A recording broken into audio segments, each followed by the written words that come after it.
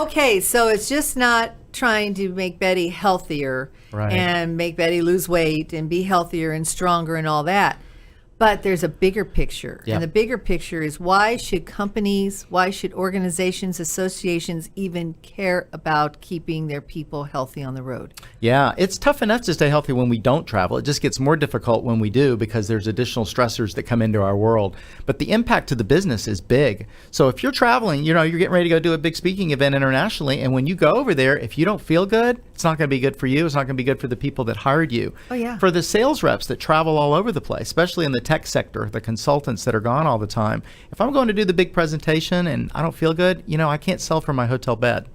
And even if you're out there and you're, I'm going to power through, you're not at your best. No. And that hurts you and it hurts your business. Yes. I remember when I was traveling a lot, and I remember going up to St. Louis. Mm-hmm. And I was okay when I first got there. By that afternoon, something happened. I was feeling lousy. I had client meetings. I was supposed to be working with the chapter up there, or the district. And it was like, oh my gosh, I don't feel good. And when there's nothing worse than being sick when you're traveling. Unless it's international, then it's even worse. If you're sitting in a room and they don't speak English very well, and you got, what do I do? Who am I going to talk to? I'm half a country, half a world away from home.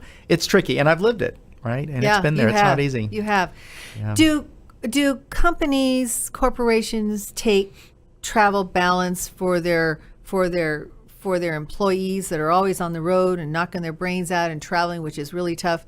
Do they take it to heart? Do they understand? What's the status out there? Are they really listening to this? Yeah, they're starting to listen, and now we're starting to get numbers. So Carlson Wagenliet did a study a couple of years ago that showed that on average, most people lose about 20% productivity when you travel on a trip, which equates to like $660 per person.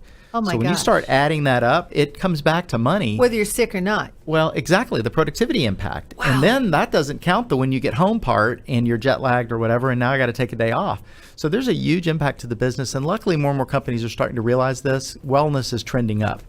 And it's not just about, do I take a pill here or there? There's a time and a place for medications and prescriptions. But in other words, providing your employees with health insurance is not enough anymore. Not quite. We need education. We need education and motivation. And so it's not just about what do I eat right and how do I lose weight when I travel. That's part of it, because if I'm not eating the right things or I'm eating the wrong things, I'm going to not feel so good and have digestive challenges, and that hurts us. But there's more to it than that. How do I be more energized in general, especially when I travel? Right. And you are being utilized more and more for corporate wellness programs. Absolutely. You're out there all the time talking to different corporations. Doesn't matter what sizes, right? Yeah, exactly. For all the sales forces, primarily consultants, that's the main areas, and corporations, but then associations and meeting professionals, because I really was one in IBM. It's hard. And these people that do big events, they're gone all the time for weeks at a time, and you get sick on day 2 of a 10-day trip. And that's just the physical. That's not the emotional. That's right. That's right. That's where we get down to it.